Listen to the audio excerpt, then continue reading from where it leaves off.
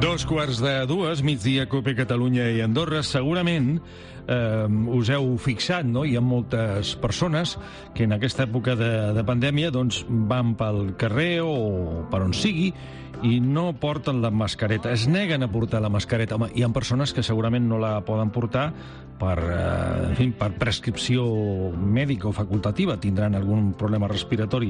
Però aquests que diuen, no, jo no me la pongo porque no me da la gana, no?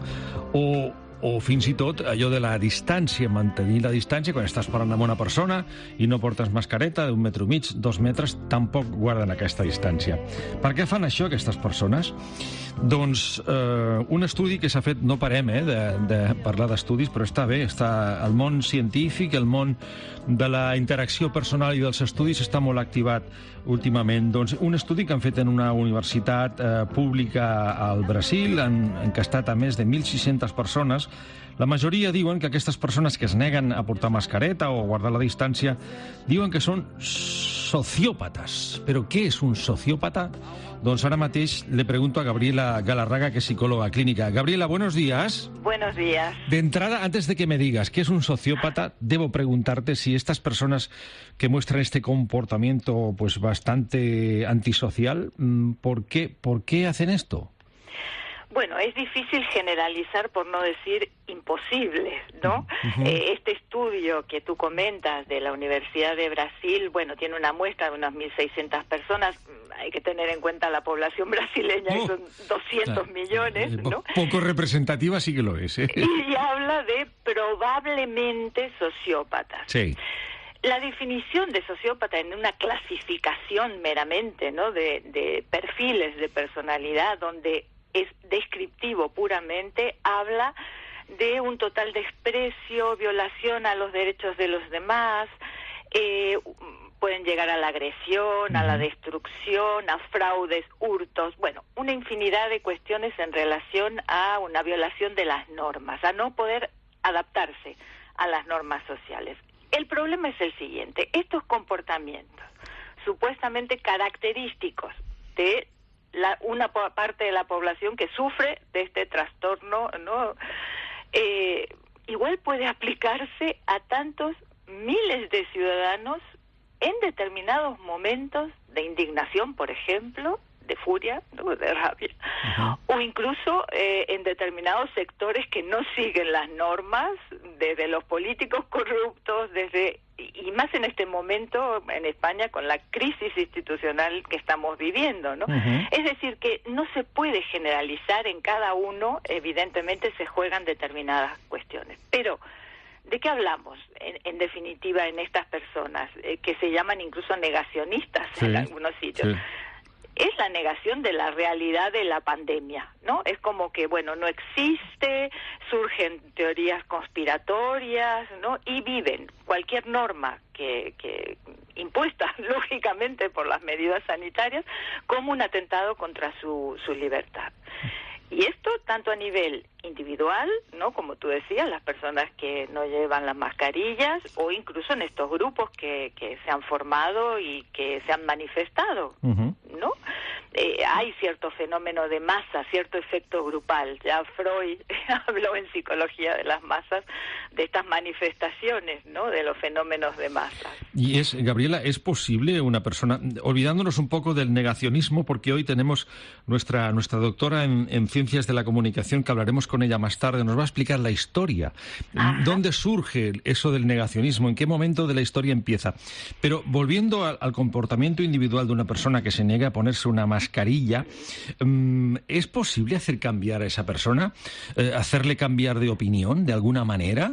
Bueno, se tratará justamente de emplear todos los medios que tengamos, sobre todo a través de la palabra, de una cuestión pedagógica incluso, ¿no? Sí. De una información concreta, concisa, coherente, porque el problema hasta ahora también es que las informaciones que nos han ido llegando, por puro desconocimiento incluso de las autoridades, porque es que no se sabe nada de este virus, han sido desde contradictorias hasta incoherentes. Eso no facilita, evidentemente, ¿no?, la situación.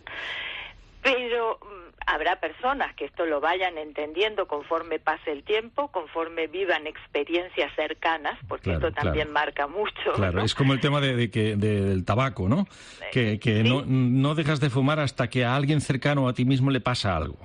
Claro, pero lo que hay que tener en cuenta, y justamente es algo en lo que incide mucho el psicoanálisis, es que lo que se está jugando en estos tipos de conductas, de comportamientos, de posición subjetiva, digamos, frente a, en este caso, la pandemia, o como tú dices, el tabaco, o una adicción, es pura pulsión de muerte que nos habita a todos, ¿no? Y que ¿cómo se manifiesta? Bueno, con, por ejemplo, cuestiones repetitivas, donde se juega la repetición. La persona que dice, siempre termino haciéndome echar de los trabajos. Dice, bueno, pura pulsión de muerte ahí en juego, ¿no? O siempre elijo mal, también, pulsión de muerte en juego. ¿Pero qué significa pulsión de muerte exactamente, Gabriela?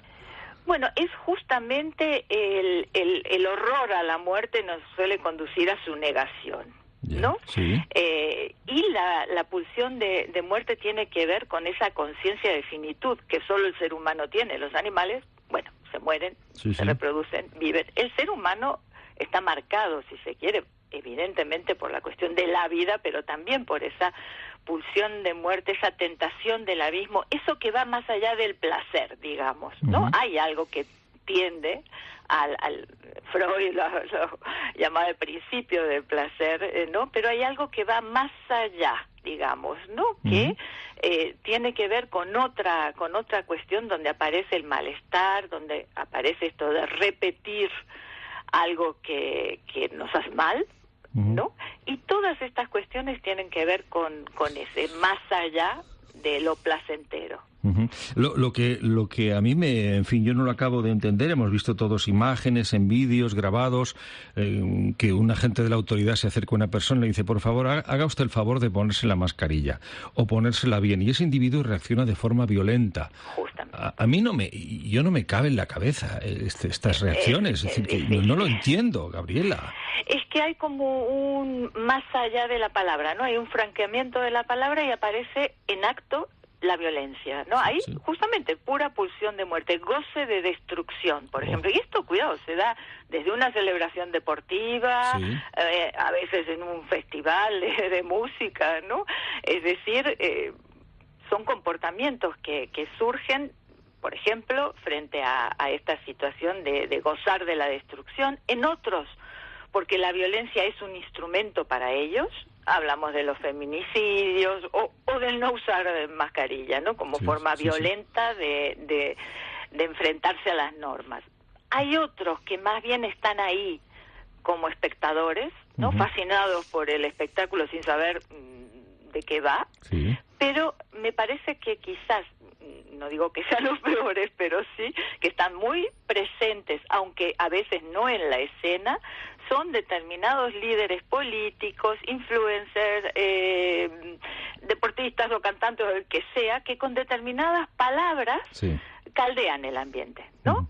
Dan legitimidad a determinadas teorías conspiratorias o cuestiones que confunden, sobre todo en estos momentos, ¿no? Donde, ya digo, la confusión es un poco generalizada, incluso hasta a nivel de los líderes políticos, ¿no?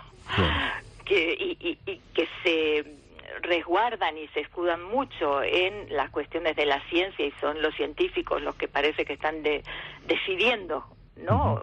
Pero claro, no hay tampoco una idea muy clara y precisa todavía de qué salida va a haber a todo esto. Ya. Yo antes citabas, como no, a Freud. Me gustaría que Freud analizase, no sé, a Donald Trump, ya que hablamos de grandes líderes del mundo, de los que no hay que tomar ejemplo, o el presidente, ya que este estudio que nos ha dado pie a nuestra charla es un estudio brasileño, de una universidad de Brasil, el señor Bolsonaro también. ¿Qué diría Freud de estos dos individuos? Mira, perdón, personalidades. Yo no sé, Freud igual... hablaría más bien de Lacan, que es más cercano, si se quiere, ¿no? Pero hay cuestiones que son inanalizables, ¿no? Es curioso porque justamente Lacan decía que a los canallas no se los analizaba. Bien, está todo dicho, Gabriela, está todo dicho.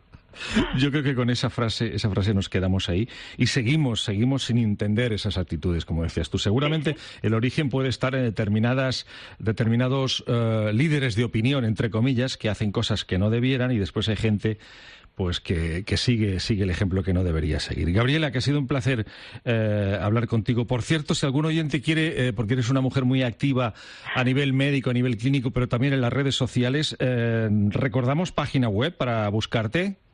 Estoy en urovirtual.net y en clinic.es. Estupendo, Gabriela. Un abrazo. Muchas gracias. Bueno,